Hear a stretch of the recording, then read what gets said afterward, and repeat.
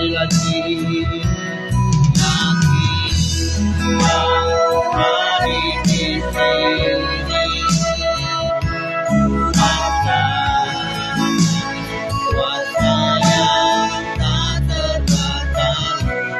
Yakin kau nyata di sini kemenangan terjadi di sini. Mari bangkit berdiri sama-sama.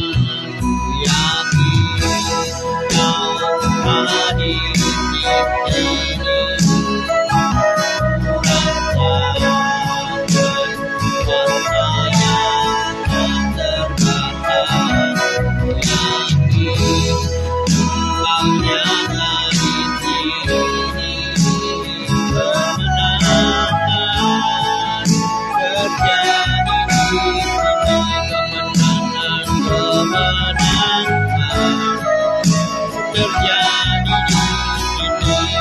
sini.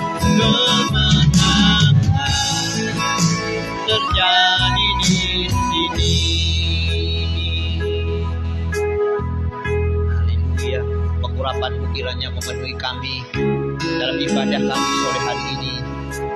Mari Roh Kudus beracaralah, hadirlah, mengendalikan, berdaulat penuh atas ibadah kami dari awal, pertengahan hingga akhir. Urapan-Mu kiranya memenuhi setiap kami. Haleluya. Terima kasih Bapa.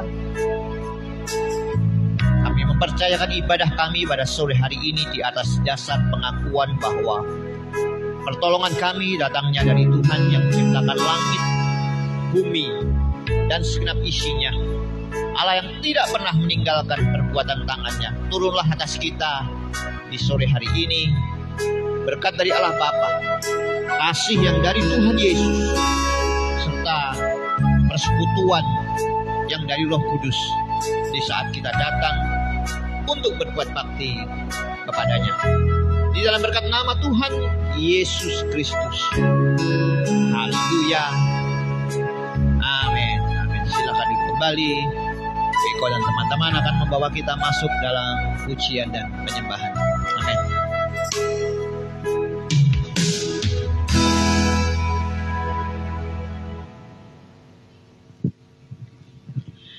Shalom Bapak Ibu yang terkasih di dalam nama Tuhan kita Yesus Kristus. Mari kita siapkan hati kita. Kita mau masuk ke dalam hadirat Tuhan. Karena Dia adalah Bapa yang setia, Bapa yang mulia, Bapa yang senantiasa menjaga dan melindungi kita dan mencukupkan apa yang menjadi kebutuhan kita. Haleluya. Kita akan tenang di dalam hadirat Tuhan. Kita akan yakin bahwa perlindungan Tuhan akan nyata di dalam kehidupan kita. Asalkan kita tetap melekat erat kepada Tuhan. Haleluya.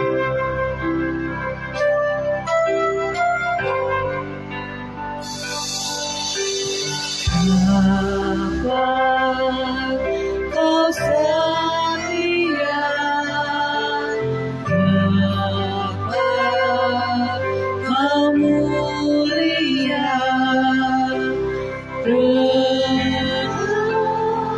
dengan jiwaku aman bersamamu.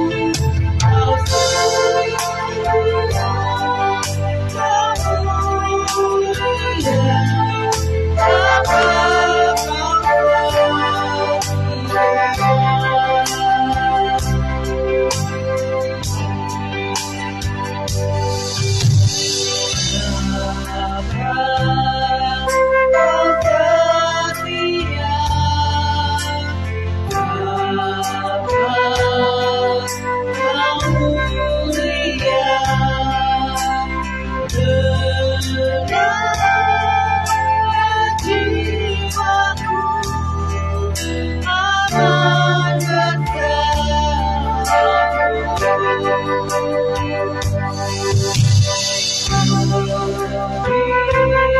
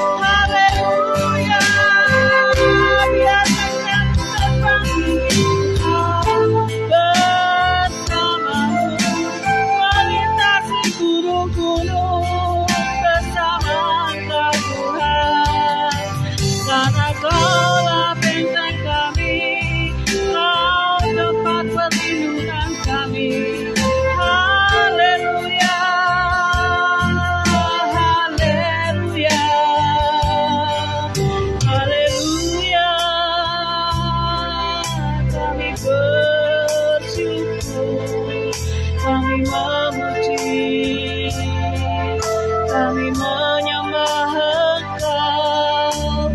Haleluya.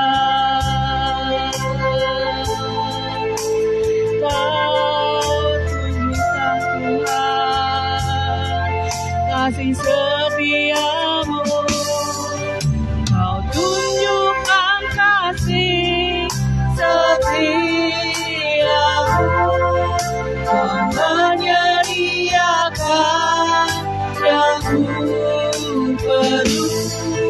Kau setia, Kau mulia, dulu sekarang dan selamanya.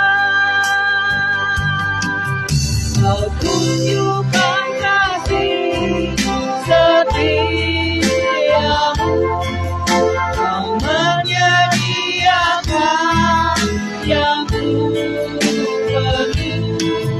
Kau setia, Kau mulia, Bapa, Kau setia. Kau setia, Kau mulia, Kau setia, Kau mulia, Bapa, Kau setia. Terima kasih Tuhan. Kami bersyukur untuk sore hari ini Tuhan. Ketika Engkau sudah mengizinkan kami untuk kami boleh masuk ke dalam hadirat Tuhan. Kami boleh merasa aman di dalam perlindungan Tuhan. Kami boleh merasa sukacita di hadapan Tuhan. Kami boleh menaikkan setiap pujian, ucapan syukur kami pada sore hari ini Tuhan. Biarlah Bapa roh pengurapan itu ada pada kami pada sore hari ini. Karena kami terlalu yakin bahwa Engkau hadir di tengah-tengah kami pada sore hari ini. Dan biarlah kami yang siap untuk memuji nama Tuhan. Mari kita sama-sama katakan amin. Shalom Bapak Ibu. Haleluya. Sore yang indah ini di mana kita boleh hadir di tempat Tuhan. Kita boleh masuk ke dalam hadirat Tuhan. Karena hanya Dialah yang terbesar dan termulia. Haleluya.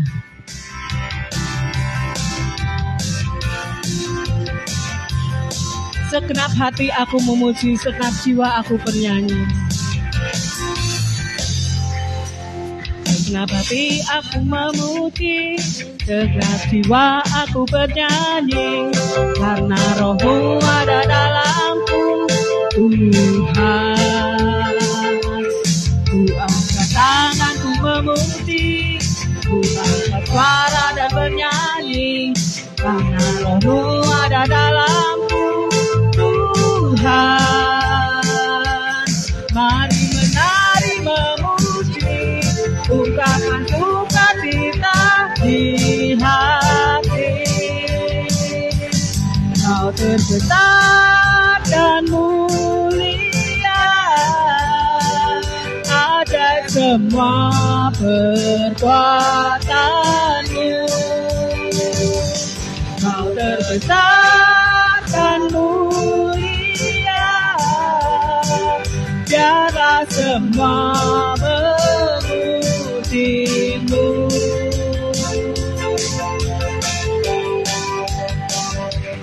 Segenap hati aku memuji, segenap jiwa aku bernyanyi, karena Roh-Mu ada dalamku, Tuhan. Ku angkat tanganku memuji, ku angkat suara dan bernyanyi, karena Roh-Mu ada dalamku, Tuhan. Mari menari memuji, ungkapkan sukacita di hati. Kau terbesar dan mulia, ada semua perbuatanmu. Kau terbesar dan mulia, biarlah semua memujimu. Kau terbesar dan mulia, ada semua kekuatan-Mu. Kau terbesar dan mulia, biarlah semua memuji-Mu, biarlah semua memuji-Mu, biarlah semua memuji-Mu. Haleluya. Monggo silakan duduk. Biarlah hanya Dia yang terbesar dan mulia di dalam kehidupan kita, dan kita tetap bersyukur kepadanya, dan bawalah setiap pujian kita kepadanya. Haleluya. Mari kita mengangkat pujian ini. Bersyukurlah kepadanya, bawalah pujian kepada Tuhan hari lepas hari. Haleluya.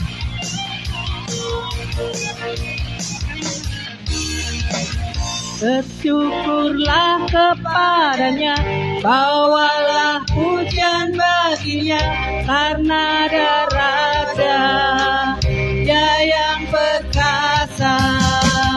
Tuhanlah kekuatanku, makmur dan keselamatanku, Dia menolongku dari hidupku. Kau yang percaya, ku semesta sujud menyembah.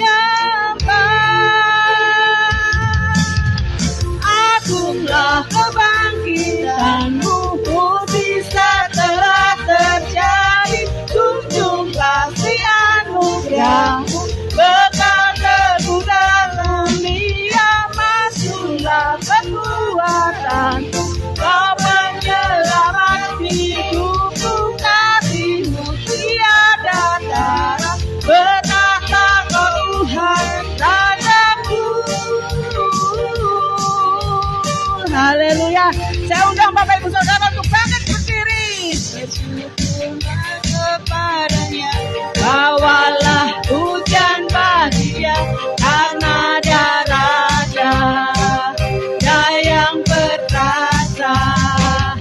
Tuhanlah kekuatanku, makmur dan keselamatanku, Dia penolongku dari hidupku.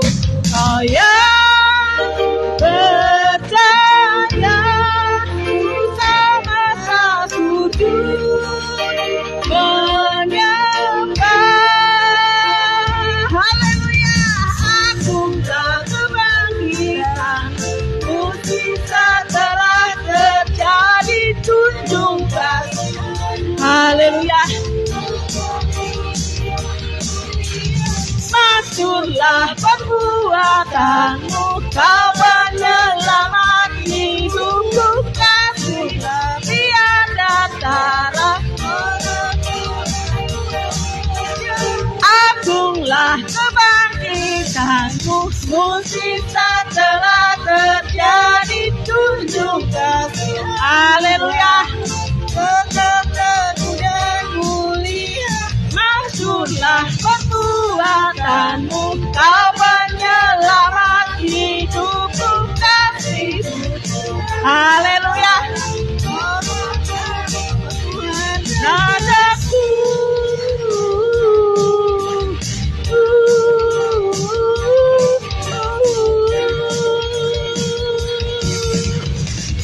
Haleluya.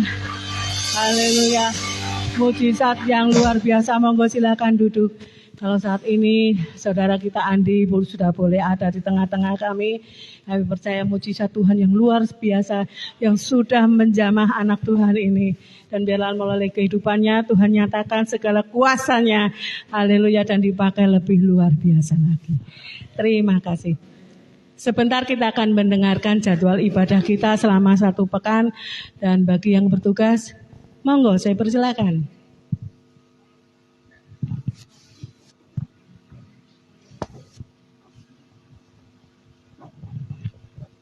Salam Bapak Ibu. Pengumuman dan jadwal ibadah sepekan. Ibadah hari Minggu tanggal 30 Juli. Firman Tuhan Gembala Jemaat, WL, Diaken Erna, Singer, Saudari Vina dan Shirley, pemain musik Saudari Anian, pengumuman Diaken Erna, LCD Saudara Andi. Minggu sore tanggal 30, worship leadernya Ibu Dian, singer Ibu Julianti dan Ibu Dwi, pemain musik Saudara Gebi, pengumuman Diaken Yunita, LCD Saudara Andi. Kemudian untuk kegiatan sepekan, ibadah KPK akan dilaksanakan di tempat Oma Indra sebagai tuan rumah. Pujian Bapak Harjono, firman Tuhan Diaken Erna. Ibadah Sabtu pagi jam 5 pagi di gereja Renungan Ibu Dwi. Untuk kebaktian anak-anak setiap minggu jam 8.45 di gereja. Untuk seluruh jemaat Tuhan, dukung doa dan kehadiran berkenaan dengan tim dari Korea yang akan mengadakan fellowship bersama di Gia Kebumen pada tanggal 7 Agustus jam 6 sore. Jadi kalau beberapa hari yang lalu sudah dibentuk tim, bukan panitia ya, tim dari ibu-ibu nanti bisa saling koordinasi untuk persiapan kegiatan ini di tanggal 7 Agustus. Kemudian untuk yang jemaat yang berulang tahun, tanggal 23 Juli Ibu Yulia Wulandari, 29 Juli Jovan. Nanti bisa didoakan walaupun tidak hadir. Kemudian untuk persembahan bisa dilihat di Warta Jemaat. Dan bagi Bapak Ibu yang ingin menyampaikan berkat persembahannya lewat transfer juga bisa, ada nomor rekening di Warta Jemaat di rekening BCA atas nama Ibu Yunita Andriani. Demikian pengumuman dan jadwal ibadah sepekan. Tuhan Yesus memberkati. Puji nama Tuhan, demikianlah warta ibadah kita selama 1 pekan dan diharapkan untuk setiap jemaat mengikuti setiap kegiatan yang ada. Bapak Ibu Saudara, mari kita mau siapkan hati kita mau masuk ke dalam hadirat Tuhan. Kita yakin dan percaya bahwa Tuhan sudah mencukupkan apa yang menjadi kebutuhan kita. Bukan hanya butuh secara materi, tetapi kebutuhan secara rohani, kebutuhan kesehatan, kebutuhan jaminan keselamatan yang Tuhan sudah berikan di dalam kehidupan kita. Engkau Allah yang luar biasa. Haleluya Yesus. Engkau yang lebih tahu Tuhan kebutuhan kami. Engkau yang lebih tahu Tuhan kerinduan kami untuk kami boleh mendekat hadir dalam hadirat Tuhan. Haleluya Yesus. Haleluya Tuhan. Engkau yang lebih tahu cara untuk membuka jalanku. Engkau yang lebih mengerti cara untuk menolong hidupku. Ku percaya Kau Tuhan yang tak pernah gagal, menjadikanku lebih dari pemenang. Ku percaya Kau Tuhan yang tak pernah lalai, menepati janji-janji-Mu. Haleluya Tuhan.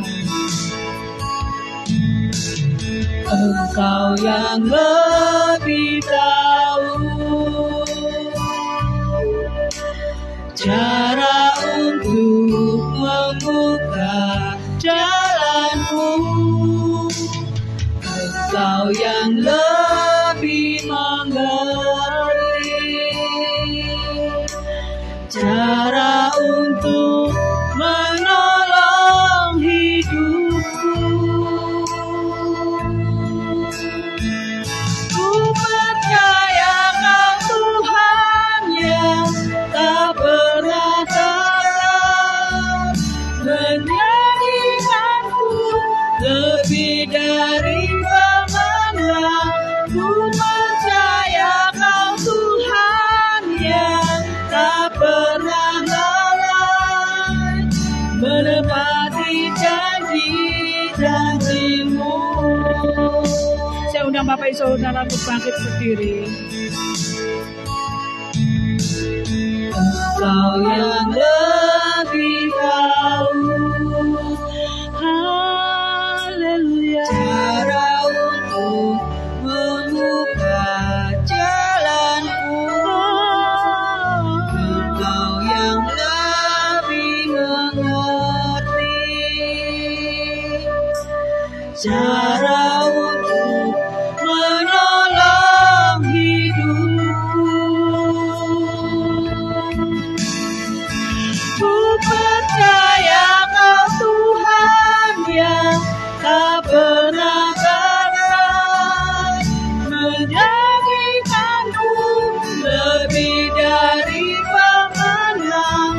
Ku percaya Kau Tuhan yang tak pernah lalai, menepati janji-janji-Mu. Ku percaya Kau Tuhan yang tak pernah gagal, menjadikanku lebih dari pemenang. Ku percaya Kau Tuhan yang tak pernah lalai, menepati janji-janji-Mu. Ku percaya Kau Tuhan yang tak pernah gagal, menjadikanku lebih dari pemenang. Ku percaya Kau Tuhan yang tak pernah lalai, menepati janji-janji-Mu. Ku percaya Kau Tuhan yang tak pernah gagal, menjadikanku lebih dari pemenang. Waktu saya berikan kepada hamba-Nya.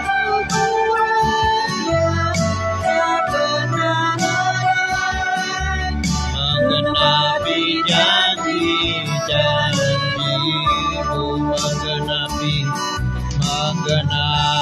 janji-janji-Mu. Menggenapi janji-janji-Mu. Haleluya.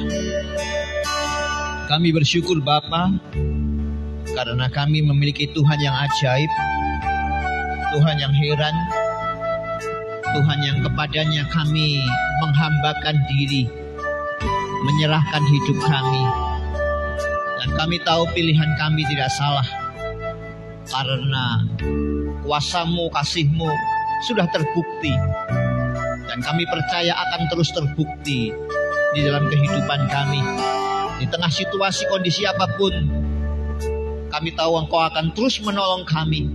Engkau bukan hanya Allah yang ada di sorga, yang layak dipuji disembah oleh segala suku, kaum, dan bahasa, tetapi juga Allah yang mau turun ke dunia, menebus dosa kesalahan kami, dan menolong segala keperluan kebutuhan kami. Terima kasih Bapa. Kami bersyukur untuk hari ini. Kami boleh datang ke rumah Tuhan berbuat bakti kepada-Mu, dan kami boleh memuji-muji menyembah-Mu. Sebentar kami mau renungkan firman-Mu. Urapi, berbicaralah sehingga firman-Mu menjadi firman yang hidup yang memberkati kami semua. Di dalam nama Tuhan Yesus Tuhan kami berdoa, mengucap syukur, haleluya, amin. Silakan duduk kembali Bapak Ibu. Haleluya. Ya, puji Tuhan. Ya, hari ini masih dalam tema bulanan kita tentang apa yang dikatakannya tentang pelayanan. Dalam flyer yang saya buat judulnya pada akhirnya balik maning gitu ya, balik kembali ke kita. Nah, untuk mendasari firman Tuhan pada sore hari ini, kita akan buka Alkitab kita dari Lukas pasalnya yang ke-9, Injil Lukas pasal yang ke-9 ayat yang ke-12 sampai ayatnya yang ke-17. Demikianlah firman Tuhan. Lukas pasal yang ke-9 ayat yang ke-12 mulai. Pada waktu hari mulai malam, datanglah ke-12 muridnya kepadanya dan berkata, suruhlah orang banyak itu pergi, supaya mereka pergi ke desa-desa dan kampung-kampung sekitar ini untuk mencari tempat penginapan dan makanan. Karena di sini kita berada di tempat yang sunyi. Tetapi ia, maksudnya Tuhan Yesus berkata kepada mereka, kamu yang harus memberi mereka makan. Mereka menjawab, yang ada pada kami tidak lebih daripada 5 roti dan 2 ikan, kecuali kalau kami pergi membeli makanan untuk semua orang banyak itu. Sebab semua orang banyak ini. Sebab di situ ada kira-kira 5.000 orang laki-laki.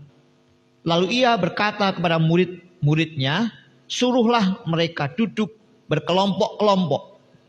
Kira-kira 50 orang sekelompok. Murid-murid melakukannya dan menyuruh semua orang banyak itu duduk. Dan setelah ia mengambil 5 roti dan 2 ikan itu, ia menengadah ke langit, mengucap berkat, lalu memecah-mecahkan roti itu dan memberikannya kepada murid-muridnya supaya dibagi-bagikannya kepada orang banyak.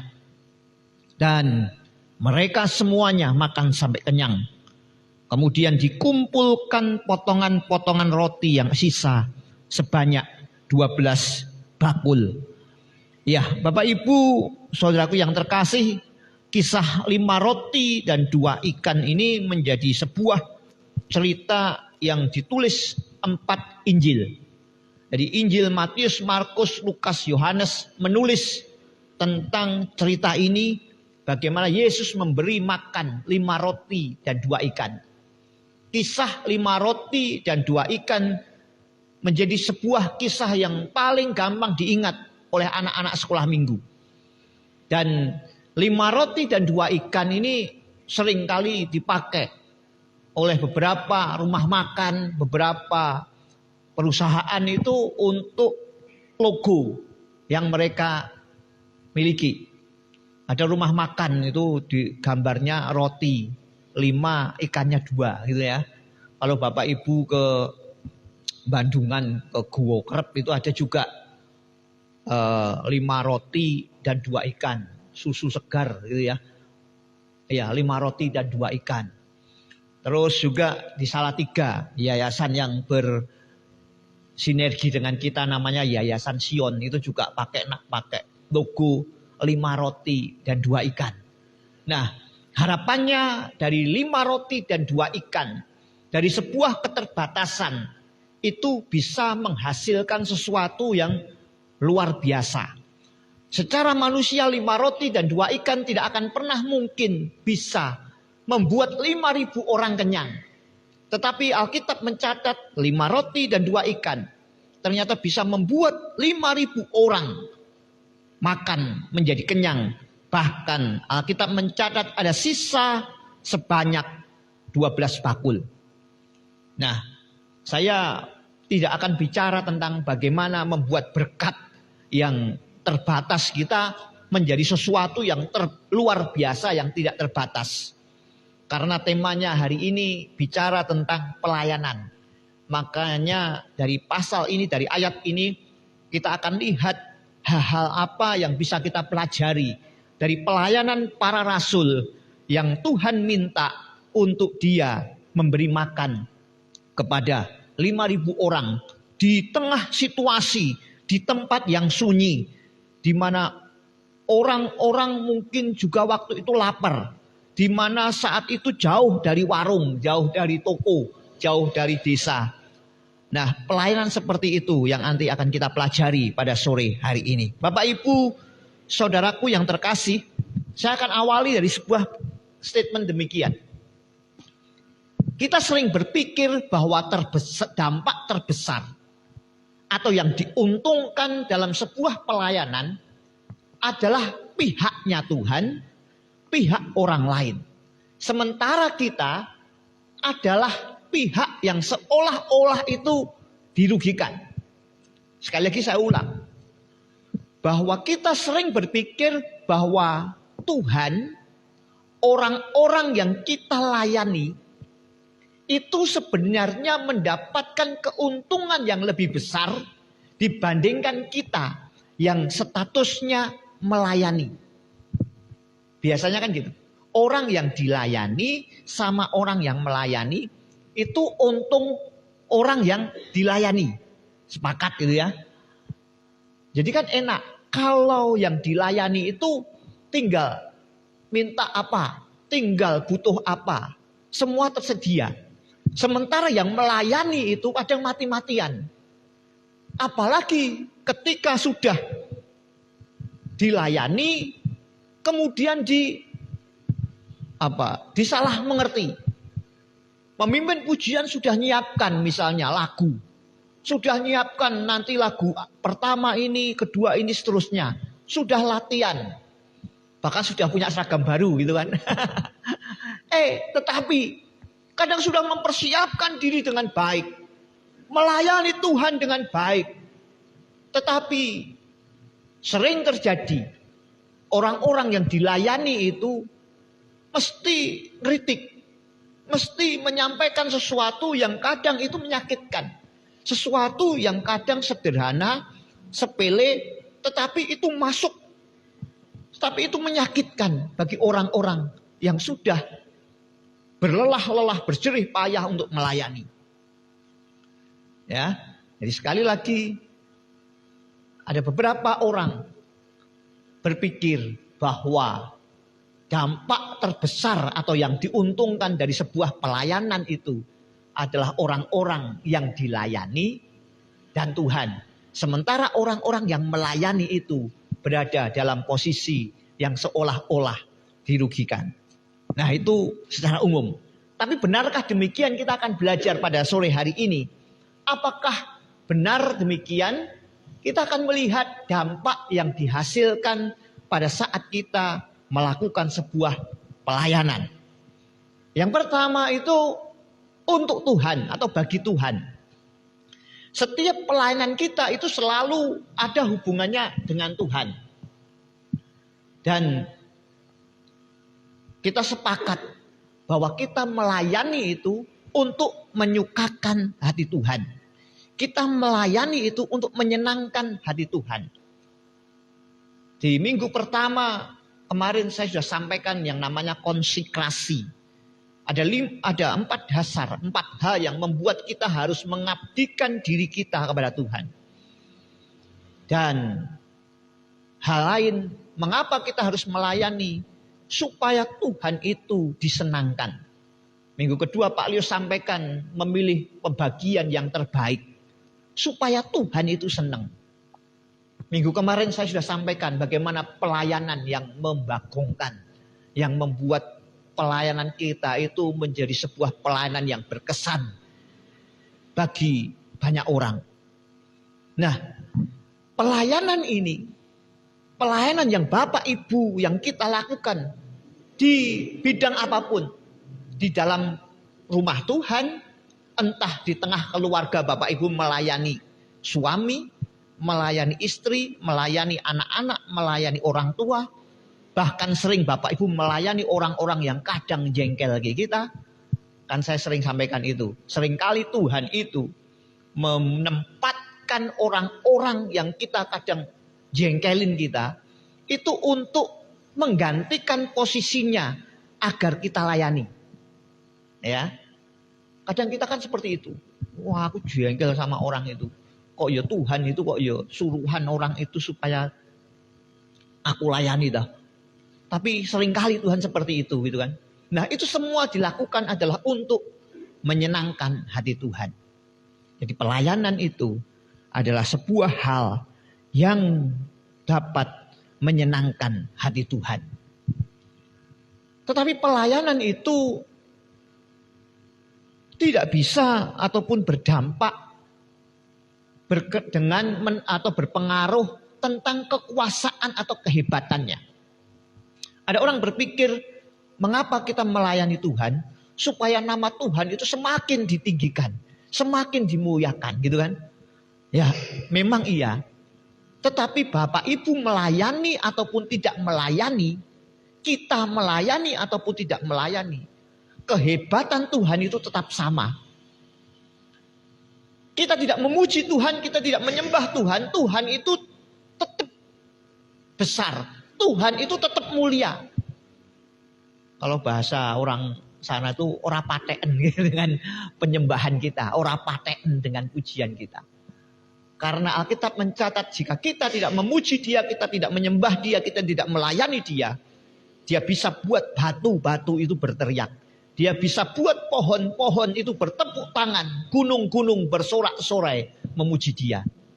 Jadi pertama pelajaran kita pada sore hari ini, dampak dari pelayanan kita bagi Tuhan itu satu adalah untuk menyenangkan hati Tuhan. Yang kedua apa? Bagi iblis. Kalau tadi yang pertama bagi Tuhan, pelayanan kita itu adalah untuk menyenangkan hatinya. Bagi iblis kebalikannya. Bagi iblis itu menjadi sebuah apa istilahnya, membuat kita semakin justru akan dimusuhi, gitu kan? Membuat iblis itu akan semakin memusuhi kita. Kita tidak melayani dia, itu memusuhi kita. Apalagi kita melayani Tuhan. Dia akan terus berupaya untuk membuat kita tidak bisa melayani Tuhan. Dia akan pakai 1001 macam cara untuk menghalangi kita. Semakin hari semakin melayani Dia. Tadi pagi saya sampaikan kepada jemaat. Ketika sudah dijadwal minggu ini misalnya. Terus kemudian Senin, Selasa itu tiba-tiba batuk apa pilek gitu ya. Langsung kirim WA sama pemimpin pujiannya.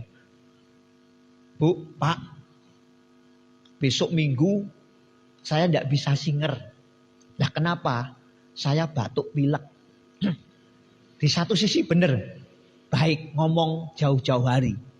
Tetapi sebenarnya di satu sisi itu membatasi kuasa Tuhan. Karena apa? Dia berharap minggu itu dia masih sakit. Kan gitu. Bu, sekali-sekali, Pak, aku hari ini sakit. Doakan supaya minggu bisa sehat lagi. Sabtu sehat lagi. Gitu loh. Belum hari hanya jauh-jauh hari maksudnya baik. Tetapi saya melihat dari sisi yang lain itu sebenarnya sedang membatasi kuasa Tuhan. Dia berharap supaya dia tetap sakit sampai hari Minggu. Sehingga tidak bisa melayani. Dan sebenarnya itulah tipu daya si jahat. Agar kita tidak bisa melayani Tuhan. Dia akan pakai 1001 macam cara. Dia akan mempergunakan setiap kesempatan untuk membuat kita tidak melayani Dia. Dan ketika sekali lagi kita pelayanan itu bagi Dia itu semakin menunjukkan bahwa kita itu bukan berada di pihaknya. Yang namanya kuasa kegelapan itu entah Bapak Ibu ganggu, tidak ganggu, dia akan tetap mengganggu. Entah Bapak Ibu itu tidak ngajak perang, entah Bapak Ibu itu ngajak damai, dia akan tetap ngajak berperang. Jadi jangan pernah sekali-sekali berhubungan dengan dia. Berhubungan dengan orang-orang yang berhubungan dengan yang namanya kuasa-kuasa kegelapan itu. Minggu-minggu ini atau bulan-bulan ini baru ngetren. Namanya treatment apa gitu loh ya. Nah, treatmentnya itu biasanya di satu tempat. Katanya membuka aura, membuka cakra, supaya usahanya lancar, supaya usahanya itu semakin maju. Tetapi banyak juga yang datang ke kami, datang ke saya minta didoakan, Pak. Aku didoakan. Nah kenapa? Bukan anak Tuhan, gara-gara dibuka cakranya, dibuka auranya, usahaku tidak tambah maju malah tambah parah. Tiap malam aku tidak bisa tidur, diganggu oleh itu semua. Aku bisa ngelihat ini, aku bisa ngelihat ini. Ini gimana Pak? Karena orang kaya gitu kan, dia minta tolong ke suheng gitu ya. Minta tolong kemana? Berendam di sini, berendam di sana. Suhunya enak-enak. Terakhir sampai ke Tirta Ampul sana. Suhunya enak-enak. Kamu berendam di sana. Lah guru apa? Aku tak di kamar semedi. Tidur di kamar hotel gitu ya. Tapi sekali lagi itu cara si jahat untuk menghalangi perjalanan kekristenan kita. Terus kemudian selanjutnya yang ketiga itu bagi orang lain. Nah, jadi pelayanan itu sekali lagi dampaknya bagi Tuhan disenangkan. Bagi iblis itu akan tambah musuhi kita. Tapi jangan takut, lawanlah iblis maka dia lari daripadamu. Jadi saya sekali lagi tekankan, tidak boleh jemaat Tuhan, khususnya anak-anak Tuhan di gereja Isa Al-Masih Kebumen yang masih takut sama setan, masih takut sama gendruwo, kuntilanak, tuyul, apapun itu. Kita punya kuasa, usir. Jangan tadi, kalau tidak ganggu aku tidak ganggu. Amit-amit ya Mbah, permisi nggih Mbah. Di mbah-mbah ke, Mbah permisi nggih Mbah, gitu kan ya. Sana minta kepintaran sama si Mbah. Si Mbah ya SD tidak lulus kok dimintai kepintaran gitu kan. Kadang orang-orang itu piye, SD tidak lulus, SMP tidak lulus.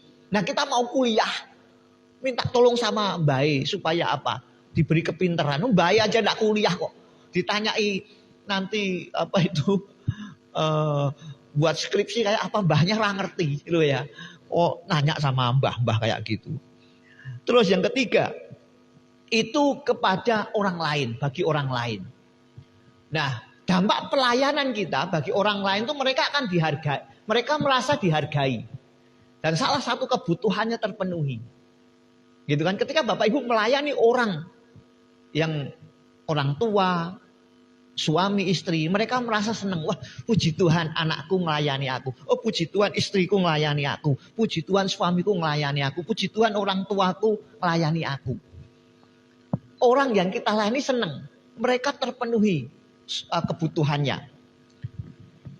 Tetapi ketika kita melayani orang lain, juga itu menjadi sebuah pintu, sebuah celah untuk kita lanjut memperkenalkan tentang Kristus sebagai Tuhan dan Juru Selamat. Ya, jadi ketika kita melayani orang, ketika kita melayani sesama kita, itu mereka merasa disenangkan, diwongke, dimanusiakan. Walaupun tadi ketika kita sudah melayani mereka pun tidak puas dengan pelayanan kita. Wajar, biarin aja. Nah, itu untuk orang lain, untuk Tuhan, untuk iblis gitu kan ya. Jadi hanya satu. Nah sekarang kita akan masuk ke poin kita. Dampak dari pelayanan itu apakah memang hanya memberi keuntungan kepada orang-orang, kepada pihak-pihak yang kita layani, atau keuntungannya lebih besar kita yang melayani. Tadi saya ungkapkan di statement pertama bahwa kebanyakan orang berpikir bahwa orang yang melayani itu berada di pihak yang dirugikan, keuntungannya kecil, cuannya kecil dibandingkan dengan orang-orang yang kita layani. Dia dapatnya banyak, kita dapatnya caci maki, bulian, kritikan. Nah, tetapi apakah seperti itu? Tuhan sebenarnya mengajarkan ada banyak keuntungan-keuntungan yang kita bisa dapat ketika kita melayani. Seperti apa yang Dia izinkan ketika para rasul itu untuk melakukan sebuah pelayanan di mana dia harus menyediakan makan 5.000 orang dari 5 roti dan 2 ikan. Yang pertama, mengapa Tuhan menginginkan kita untuk melakukan sebuah pelayanan? Karena yang pertama, Tuhan menginginkan kita itu siap untuk ditekan. Ayo. Jadi pelajaran pertama, supaya Dia pengen kita itu siap menghadapi tekanan. Nah, saya pernah sampaikan demikian, bahwa untuk membuat orang sukses itu, membuat anak-anak kita maju itu tidak cukup hanya mengandalkan IQ, tidak cukup hanya mengandalkan kepandaian, tidak hanya cukup yang namanya kecerdasan spiritual. Ya, saya pernah sampaikan ada IQ, EQ, sama SQ. Nah, gitu kan.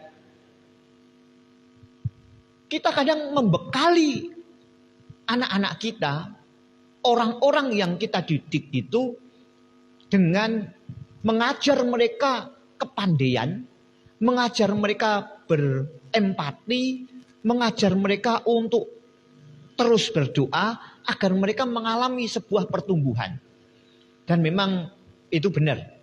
Tetapi sebenarnya ada satu hal lagi yang kadang itu dilupakan orang. Yaitu apa? Daya tahan. Daya juang. Itu diperlukan untuk kita bisa membuat anak didik kita, anak-anak kita menjadi orang-orang yang tangguh di kemudian hari.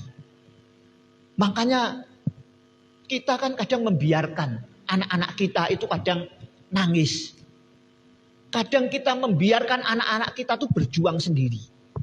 Sedikit-sedikit minta, kita langsung beri. Ketika mau nangis sedikit, bapak itu langsung disediakan. Kita kadang merasa bahwa anak ini harus dipenuhi kebutuhannya, supaya anak ini bisa mengalami pertumbuhan. Tetapi apakah benar demikian? Dalam kehidupan sehari-hari, dalam pelayanan pendidikan, dalam teori-teori pendidikan gitu, ternyata ditekan itu penting. Itu kan. Sungai itu harus dihambat untuk dia bisa menghasilkan sebuah pembangkit listrik tenaga air. Sungai itu harus dihambat untuk dia bisa menjadi sebuah waduk yang nantinya bisa dipakai untuk pertanian. Sungai itu harus dihambat, ditekan sedemikian rupa agar dia bisa menjadi waduk yang dipakai untuk perikanan. Jadi yang namanya penekanan itu, yang namanya ditekan itu perlu. Ketika para murid menemukan sebuah masalah yang dia hadapi, Tuhan ngomong apa? Kamu yang harus memberi makan. Jadi ketika dia laporan Tuhan, ini begini tuh Tuhan, untuk beli makanan, untuk menyediakan mereka ini gimana? Tuhan Yesus ngomong, kamu yang harus memberi mereka makan. Penekanan seperti itulah yang akhirnya membuat para murid. Yang kedua ini apa? Berani untuk bertanggung jawab. Jadi ternyata dampak sebuah pelayanan yang kita lakukan itu membuat kita itu memiliki rasa tanggung jawab yang besar. Kadang Tuhan paksa kita untuk kita itu punya rasa tanggung jawab. Setiap kita itu bertanggung jawab dengan apa yang kita lakukan di kekekalan kelak. Setiap kita nanti punya pertanggungjawaban sendiri-sendiri di hadapan Tuhan. Jadi ketika ditanya sama Tuhan sekali waktu menghadap tahta pengadilan Kristus, tidak bisa diwakilkan. Tidak bisa tolong aku titip absen, tidak bisa. Sendiri-sendiri. Dalam kehidupan sehari-hari pun pentingnya seorang yang harus berani bertanggung jawab. Anak Tuhan harus berani bertanggung jawab. Tidak lempar tanggung jawab. Ketika melakukan kesalahan, oh maaf bukan saya, si B. Si B bilang si C, gitu kan ya. Lempar-lemparan. Tuhan sekali lagi memberikan pelayanan kepada para rasul waktu itu. Untuk mendidik para rasul agar dia siap ditekan. Karena sekali waktu kelak dia akan tinggalkan mereka, dia akan naik ke surga, Roh Kudus yang akan menolong mereka. Mereka nanti siap menghadapi tekanan-tekanan dari beberapa kubu, dari beberapa pihak yang akan menghentikan kekristenan. Nah, kalau tidak dididik sejak hal-hal yang kecil, kapan para murid itu siap? Kapan para murid itu bisa mengalami sebuah pertumbuhan? Ternyata tidak hanya siap ditekan, tetapi juga siap untuk berani bertanggung jawab. Dan puji Tuhan, kemudian dengan segala macam cara, para murid waktu itu nangkep. Ya wis lah, kamu harus memberi makan. Pokoknya para murid waktu itu, ya wis Tuhan, gitulah ya kesannya ya. Sederhananya. Kamu yang harus memberi makan ya. Ya, gitulah ya. Kemudian kan akhirnya dari keberanian ngomong bertanggung jawab itu, Tuhan ngerti kok. Ini para rasul ini bagaimanapun caranya tidak akan pernah bisa menyelesaikan untuk masalah memberi makan 5.000 orang itu tidak akan pernah mungkin. Tuhan mesti ngerti. Tapi paling tidak ada sebuah tanggung jawab yang dia berani ambil. Kadang kita itu kan seperti itu. Anak-anak kita kadang kita ngerti. Ketika mungkin memecahkan gelas atau memecahkan apa, dia mungkin belum punya duit untuk bisa beli gelas, misalnya untuk beli barang yang dipecahkannya. Tetapi kan yang kita tuntut itu kan bukan untuk menyelesaikan masalah yang dia selesaikan, tetapi yang kita tuntut itu kan adanya sebuah keberanian untuk ngomong, "Mah, Pah, maaf, aku tadi mecahkan gelas, aku mecahkan barang, aku mecahkan macam-macam gitulah." Nah, Tuhan sama. Yang Tuhan tuntut itu tanggung jawab. Walaupun Tuhan juga tahu bahwa para rasul tidak akan pernah mungkin bisa menyelesaikan persoalan memberi makan 5.000 orang. Baru laki-laki saja, belum yang lain. Tapi kembali bahwa di balik pelayanan itu ternyata mendidik kita untuk siap ditekan. Mendidik kita untuk bertanggung jawab. Saya bersyukur jemaat sudah mulai siap ditekan, tapi juga siap bertanggung jawab. Ya toh, di jadwal paling tidak sudah oke, sudah siap, tidak lempar-lemparan. Dan saya bersyukur, ya toh, jam ibadah sudah 15 menit sebelumnya sudah hadir, 10 menit sudah hadir, sudah mulai mempersiapkan diri, itu kan? Sudah mulai berani latihan. Sudah melakukan sebuah tanggung jawab yang Tuhan percayakan kepada kita. Nah, itu kan dilatih dari hal yang kecil. Dan itu didapat dari apa? Ketika kita melayani Tuhan. Ketika Bapak Ibu melayani sesama. Ketika Bapak Ibu melayani jemaat Tuhan. Sebenarnya itu mendidik kita untuk kita siap bertanggung jawab. Yang ketiga apa? Untuk mengoptimalkan kemampuan. Saya pernah sampaikan bahwa setiap kita itu sebenarnya sudah diberikan Tuhan itu kemampuan sejak kita lahir. Setiap kita punya potensi yang ada di dalam diri kita ini untuk kita bisa memecahkan segala persoalan pergumulan yang kita hadapi. ketika masalah itu terjadi, para murid kemudian berinisiatif.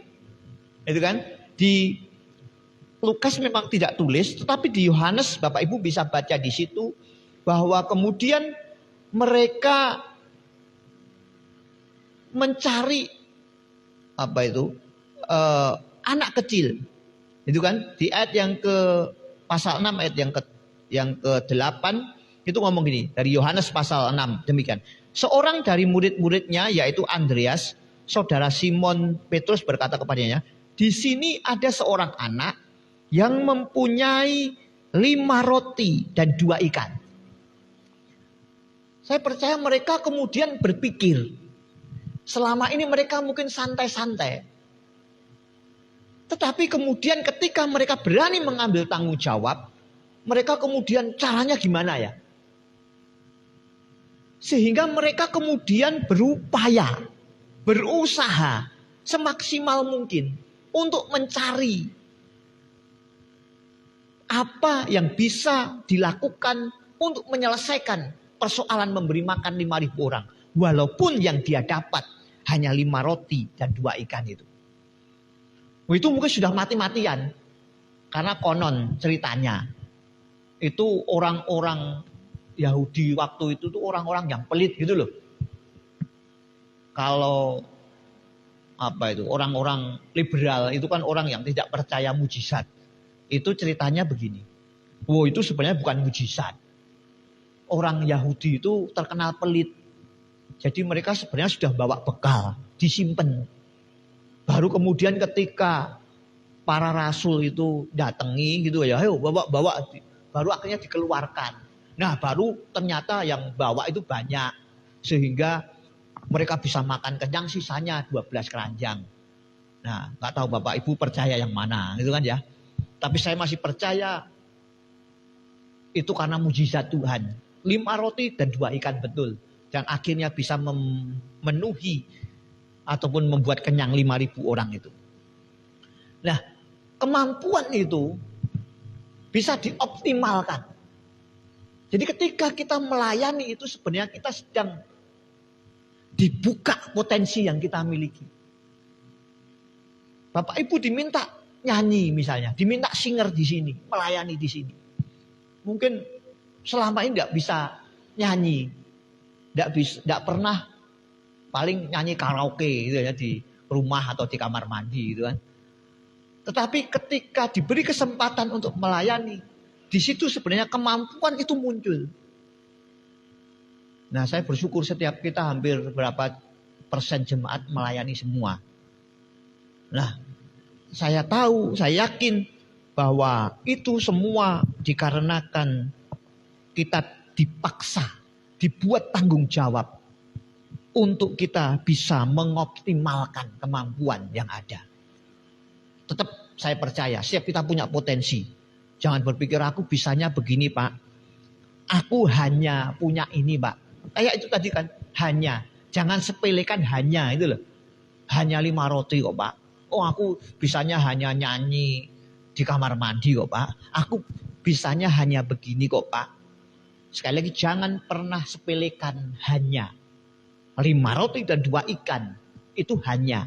Tetapi di tangan Tuhan bisa mencukupkan 5.000 orang bahkan sisa 12 keranjang. Terus yang keempat apa? Untuk mampu menganalisa keadaan. Kemudian para rasul itu, kemudian dia akhirnya kan untuk mencari 5 roti dan 2 ikan itu. Bapak Ibu coba bayangkan di situ mereka kalau teliti satu-satu itu kan 5.000 orang, mereka ada 12, berarti satu orang itu meneliti satu orang berapa. Tapi kan kemudian dia mungkin duduk dulu gitu ya. Kamu sebelah sana, kamu sebelah sana, kamu sebelah sana. Ditanya siapa ya yang bawa roti, yang bawa ikan, gitu kan, bayangkan gitu kan. Kamu lihat sana, kamu lihat sana, lihat sana, lihat sana ya. Ternyata ada anak kecil. Di sana ada. Ada lagi enggak ya? Lah ini kan sebenarnya bentuk sebagai sebuah analisa. Oh di sana enggak ada, di sana enggak ada, berapa orang. Nah, pelayanan pun sama. ketika kita diberikan pelayanan, sebenarnya kita sedang dilatih untuk kita menganalisa sebuah keadaan, menganalisa sebuah data. Pemimpin pujian itu di sini itu sebenarnya juga menganalisa. Kira-kira kalau aku mau nyanyi ini 2 kali, jemaat bagaimana ya? Tapi kok jemaat masih semangat ya? Wah, berarti nyanyinya tak tambah lagi. Gitu kan? Pengkhotbah sama. Ketika yang dengar audiens ini sudah mulai ngantuk, mulai bingung, dia akan pakai cara lain supaya apa? Jemaat tidak ngantuk lagi. Ini semua diperlukan yang namanya analisa keadaan. Ini nanti akan sangat membantu Bapak Ibu dalam kehidupan sehari-hari. Bahkan dalam kehidupan sehari-hari Bapak Ibu pun mesti dalam usaha kan bisa ngitung, menganalisa data, menganalisa keadaan. Seorang sales misalnya, dia tidak akan kunjungi toko A, B, C, ada 100 toko, dia akan kunjungi satu-satu, tidak efektif. Dia akan lihat datanya. Oh, di sana tokonya kelihatannya rame. Oh, di sana tempatnya strategis. Di sana seperti ini, kondisinya seperti ini. Sama, Bapak Ibu melayani itu sebenarnya sedang diajari untuk menganalisa data. Yang itu nantinya akan berguna dalam kehidupan kita di dunia. Di jasmani kehidupan sehari-hari kita. Karena hari ini itu peperangan kita itu bukan lagi peperangan apa 1 lawan 1, tembak-tembakan kayak zaman dulu enggak. Sekarang ini peperangan kita itu peperangan data. Terus guys. Peperangan data, dari data itu kita bisa menentukan apa yang nanti kita bisa lakukan. Dari data itu kita bisa ngitung seberapa kekuatan yang perlu kita lakukan. Sekarang ini semua harus cerdas. Pertanian itu juga membutuhkan pertanian cerdas. Salesman itu juga butuh seorang salesman yang cerdas. Pemasaran juga masuk pemasaran yang cerdas. Termasuk dalam kehidupan pelayanan itu juga membutuhkan yang namanya pelayanan yang cerdas. Jadi bagaimana kita bisa mengukur, bagaimana kita bisa menghitung, bagaimana kita bisa menganalisa. Supaya kita tidak sampai tertinggal. Supaya kita bisa paling tidak kompetitif. Bahkan kita bisa memenangkan pertempuran, kompetisi. Kita ini mau tidak mau itu diperhadapkan sebuah kompetisi Bapak Ibu. Nah kalau kita tidak cerdas, kita hanya sekedar pokoknya melayani ya sudah. Mau dilayani, tidak mau dilayani ya wis. Ya kita tidak akan pernah bisa memenangkan pertempuran ini. Bahkan bertahan aja mungkin kalah, sulit. Setiap kita diizinkan untuk melayani itu sebenarnya sedang dilatih untuk kita bisa menganalisa keadaan. Untuk membuat kita semakin cerdas. Kita melayani orang misalnya. Wah, pertama 2 kali yang mungkin bikin kita jengkel. Tapi kan lama-lama kita bisa ngerti. Wah, ini modelnya seperti ini. Ini modelnya seperti ini. Maka aku harus begini, aku harus begini. Jangan berpikir Bapak Ibu saya melayani di Kebumen ini awalnya tidak menganalisa jemaat. Tidak menganalisa kondisi yang ada di sekitar kita. Karena ini penting. Zaman ini dibutuhkan yang namanya pelayanan cerdas. Setiap keputusan, setiap program, setiap kebijakan yang kita ambil itu berdasarkan data. Makanya penting sekali data. Cinita sampai hari ini masih ngamuk soal data. Beberapa yang belum masuk gitu kan ya. Di sana sulit ya Pak, ya ben lah. Pokoknya ismam. Suruh ngumpul ke data aja kadang sulit.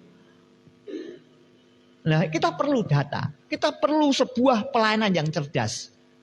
Dan sekali lagi para murid itu dilatih sedemikian rupa. Untuk nanti ketika dia terjun ke dalam pelayanan pribadi sendiri-sendiri. Dia bisa ngitung ke. Oh aku diajari Tuhan begini. Makanya Thomas melayani ke India. makanya Petrus melayani tetap di Yerusalem. Si A melayani di sini, Yohanes melayani di Patmos dan seterusnya. Itu karena dia ngitung betul. Oh, aku cocoknya di sini. Bukan sekedar nuruti kata hati, enggak. Tetapi dia memiliki sebuah pemikiran, dia dilatih Tuhan sedemikian rupa agar dia cerdas. Jadi ternyata dampak pelayanan bagi kita tidak hanya membuat kita siap ditekan, tidak hanya membuat kita bisa bertanggung jawab, tetapi juga membuat kita mampu mengoptimalkan kemampuan yang kita miliki. Mampu membuat kita menganalisa keadaan yang nantinya itu akan berguna untuk menentukan langkah selanjutnya. Kekuatanku kayak apa, kelemahanku kayak apa, tantanganku kayak apa, peluangku kayak apa gitu kan. Di SWOT itu kan seperti itu. Ya berat memang ini agak sulit. Tadi pagi jemaat bingung. Pak aku kesulitan ikuti. Terus pokoknya ikuti dulu. Nanti kalau nggak jelas lihat di Facebook, baca apa, dengar lagi. Oke, terus kemudian yang keempat itu membentuk karakter. Jadi pelayanan itu tidak hanya membuat kita siap ditekan, siap kita berani bertanggung jawab, mengoptimalkan kemampuan, mampu menganalisa, tetapi juga membentuk karakter. Ketika para rasul ini diperintahkan sama Tuhan, kamu beri mereka makan. Bisa saja dia langsung ngomong, Tuhan apa enggak ngerti toh. Jumlahnya segitu. Ini daerah sunyi, jauh dari warung, jauh dari desa. Kok Tuhan suruh aku beri makan mereka? Duitku berapa? Duit kita berapa? Misalnya kita punya duit pun, apa bisa langsung pesen Grab, ya toh? Atau pesan Gojek, GoFood untuk 5.000 orang apa bisa? Sekarang saja Bapak Ibu kalau diminta suruh nyake orang langsung 5.000, ya nggak mungkin bisa. Ya walaupun aku tak pesen ini, tak pesen ini ya bisa. Gitu kan? Tapi zaman itu nggak bisa. Nah, tetapi para murid ini kemudian yowes lah taat. Bahkan kemudian ketika Tuhan itu ngomong lagi, coba sekarang dikelompok-kelompokkan. Satu kelompok berapa tadi itu kan? Coba dikelompok-kelompokkan. Saneh aja Tuhan ini gitu kan. Tetapi kembali bahwa di situ penundukan diri. Nurut sama Tuhan. Walaupun kadang kehendak para rasul itu beda dengan kehendak Tuhan. Tapi dia nurut sama Tuhan. Inilah yang dinamakan pembentukan karakter. Karakter ini penting Bapak Ibu. Karena zaman ini ternyata untuk menentukan sebuah kesuksesan itu karakter itu memegang peranan. Jadi ada namanya Thomas J. Stanley. Thomas J. Stanley ini ngomong. Jadi Bapak Ibu nanti cari di Google. Ya, Thomas J. Stanley itu siapa? Itu ngomong, itu bukan sekedar ngomong, tapi dia survei mengadakan penelitian. Kalau yang namanya karakter itu menjadi faktor penting untuk meraih kesuksesan. Ada, kalau Bapak Ibu lihat gitu ya, saya tidak sempat tulis di situ. Tetapi menurut survei yang dilakukan si Thomas J. Stanley ini, untuk mendapatkan kesuksesan yang pertama itu ternyata kejujuran.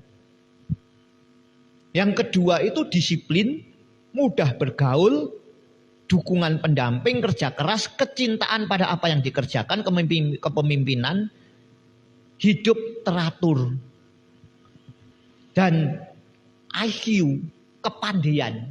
Itu hanya menempati nomor 21. Sekolah favorit itu hanya menuruti hanya nomor 23 sebagai kunci kesuksesan. Makanya karakter itu harus dibentuk. Tuhan Yesus ngerti, ini para murid ini ya sesekali ngeyel gitu kan. Tapi puji Tuhan pada waktu itu mereka nurut. Tuhan mau supaya karakter mereka dibentuk. Nah, pelayanan itu tidak hanya membuat kita siap ditekan, tidak hanya membuat kita bisa bertanggung jawab, tidak hanya bisa membuat kita menggali potensi yang kita miliki, mengeluarkan kemampuan kita. Pelayanan itu juga tidak hanya membuat kita untuk bisa menganalisis data, untuk menentukan langkah program yang kita ambil, tetapi juga pelayanan itu ingin membentuk karakter kita. Karena terbukti di zaman ini, kesuksesan seseorang itu ditentukan oleh karena karakter. Hal yang terakhir, apa dampak bagi kita berkenaan dengan pelayanan yang dilakukan? Yaitu untuk mengalami mujizatnya. Alkitab mencatat sekali lagi bagaimana ketika para rasul itu melayani 5.000 orang. Terbukti mereka mengalami mujizat yang dari Tuhan. Dan ketika 5 roti dan 2 ikan itu diserahkan bagi Tuhan, ya, di ayat yang ke-18 dari Lukas pasal 9, dan setelah ia mengambil 5 roti dan ikan itu, ya, jadi ketika roti itu di tangan para rasul, itu masih tetap 5 roti dan 2 ikan. Saya tidak tahu, masih bingung caranya bagaimana ketika 5 roti itu tiba-tiba jadi banyak. Ataukah ketika dipecah tidak selesai-selesai, ataukah tiba-tiba langsung bermultiplikasi duk jadi banyak. Alkitab tidak nyatet, tetapi Alkitab mencatat demikian. Dan setelah ia mengambil 5 roti dan 2 ikan itu, Tuhan Yesus menengadah ke langit, berdoa, mengucap berkat. Nah, sekali lagi mengucap berkat. Saya didik jemaat, ayo memperkatakan kata-kata yang baik. Memperkatakan kata-kata yang positif. Besok tanggal 7 kita mau kedatangan tim dari Korea. Biasanya pendeta-pendeta dari Korea itu kalau ngajak sembahyang kita harus ngomong.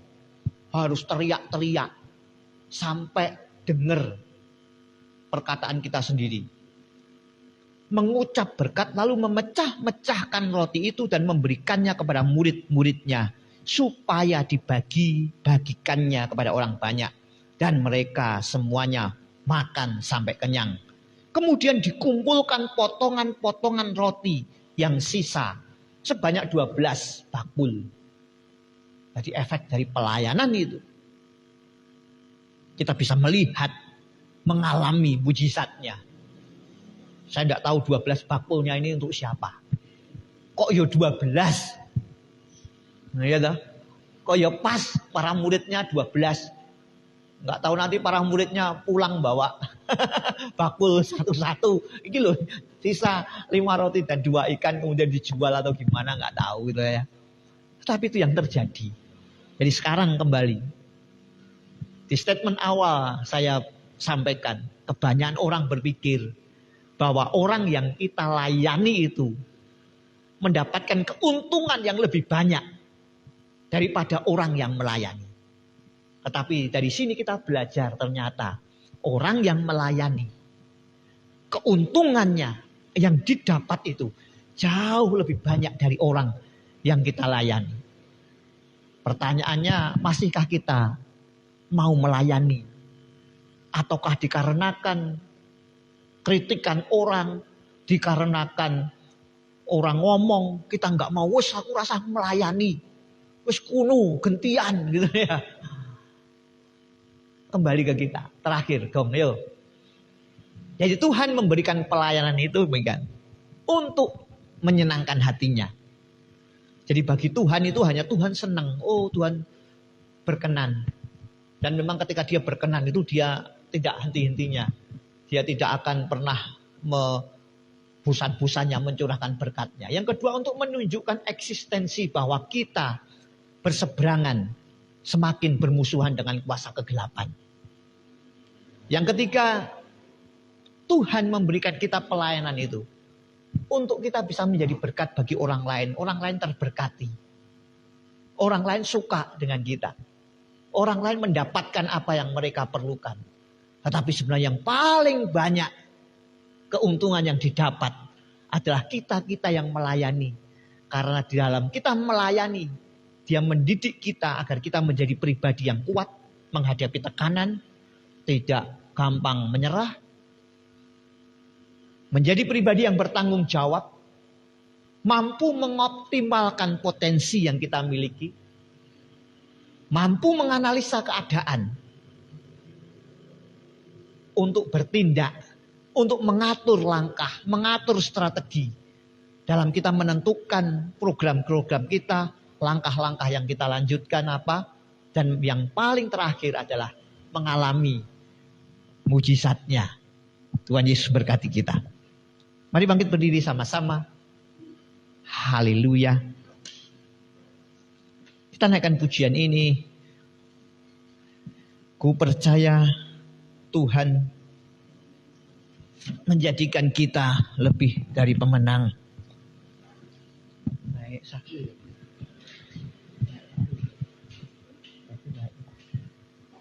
Yuk. Amin. Haleluya. Haleluya. Engkau yang lebih tahu cara untuk membuka jalanku. Engkau yang lebih mengerti cara untuk menolong hidupku. Ku percaya Kau Tuhan yang tak pernah gagal, menjadikanku lebih dari pemenang. Ku percaya Kau Tuhan yang tak pernah lalai, menggenapi janji-janji-Mu. Dari atas sekali lagi katakan, oh, Engkau yang lebih tahu, oh, cara untuk membuka jalanku. Engkau yang lebih mengerti cara untuk menolong hidupku. Ku percaya Kau Tuhan yang tak pernah gagal, menjadikanku lebih dari pemenang. Ku percaya Kau Tuhan yang tak pernah lalai, menepati janji-janji-Mu. Ku percaya Kau Tuhan yang tak pernah gagal, menjadikanku lebih dari pemenang.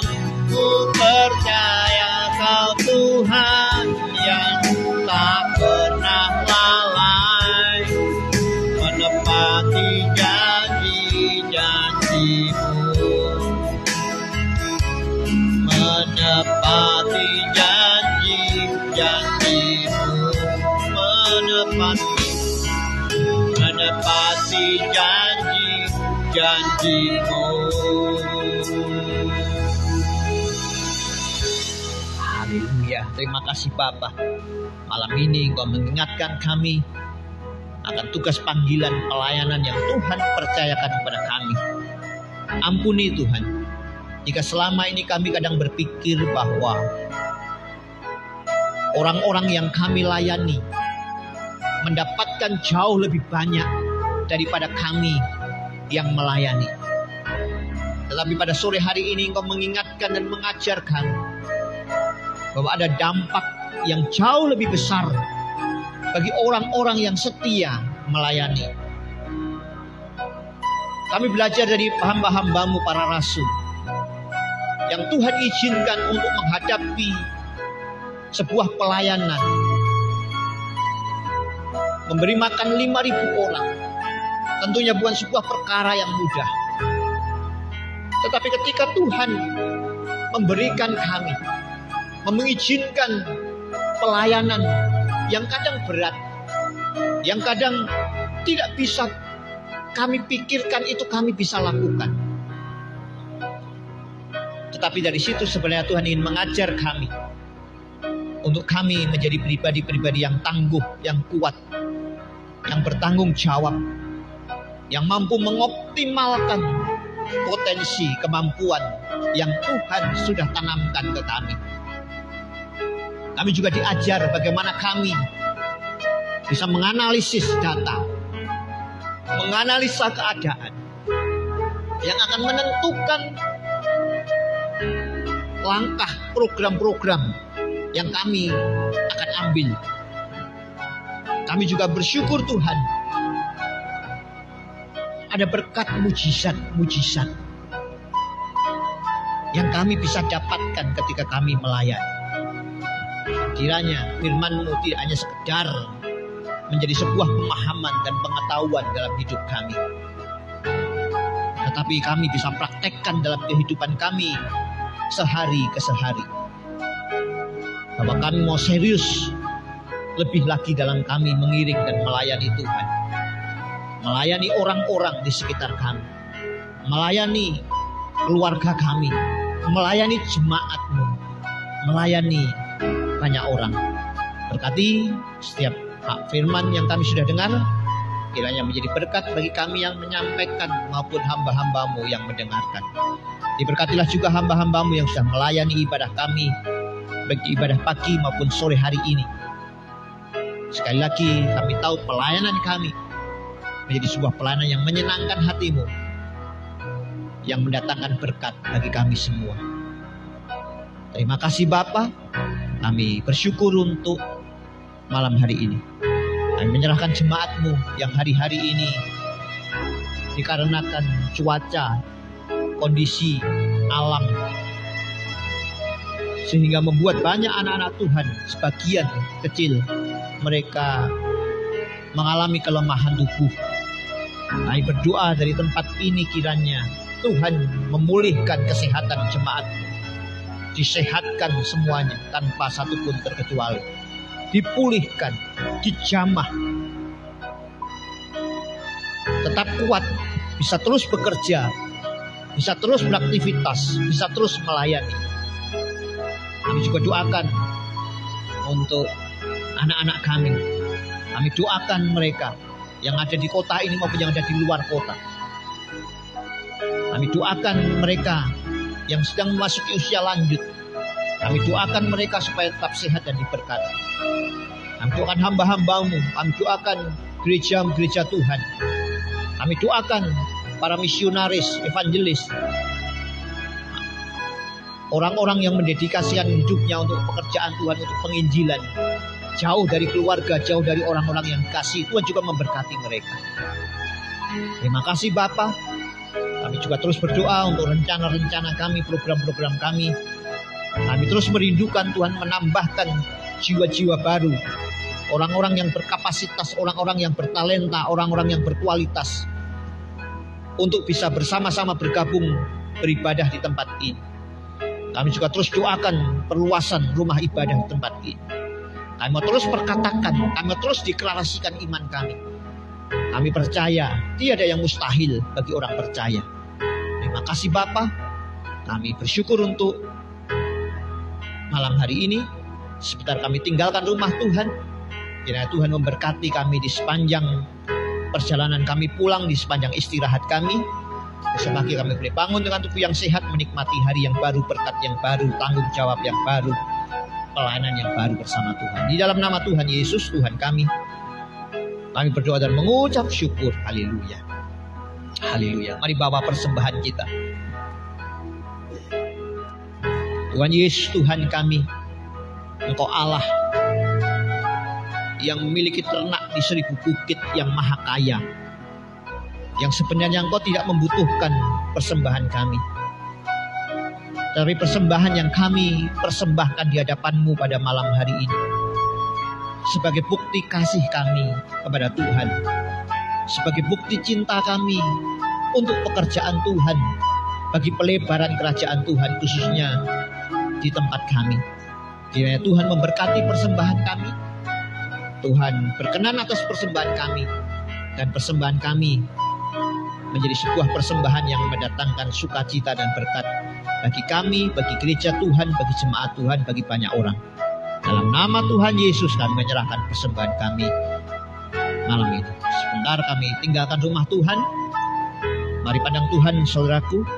Angkatlah hatimu, angkatlah kedua tanganmu, dan terimalah segala berkat-Nya. Bapa, pohon segala rahmat kiranya memberkati dan melindungi engkau, menyinari engkau dengan wajah-Nya yang kudus, memberikan engkau kasih karunia, memberikan engkau damai sejahtera, mencurahkan berkat-berkat atasmu, dimulai sore hari ini, esok lusa, bahkan sampai selama-lamanya, sampai Tuhan datang di awan-awan, menjemput dan membawa kita di dalam kemuliaan-Nya yang kekal, di dalam berkat nama Tuhan Yesus Kristus. Semua yang percaya berkata, amin.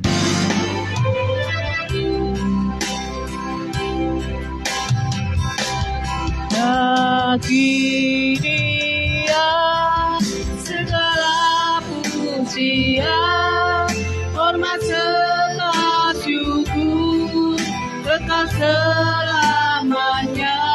Bagi Dia segala pujian, hormat serta syukur selama-lamanya.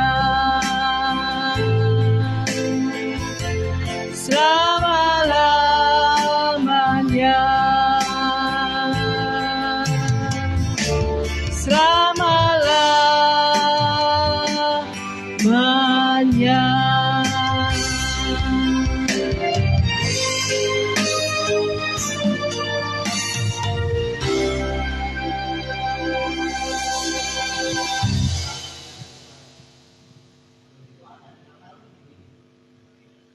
Baik.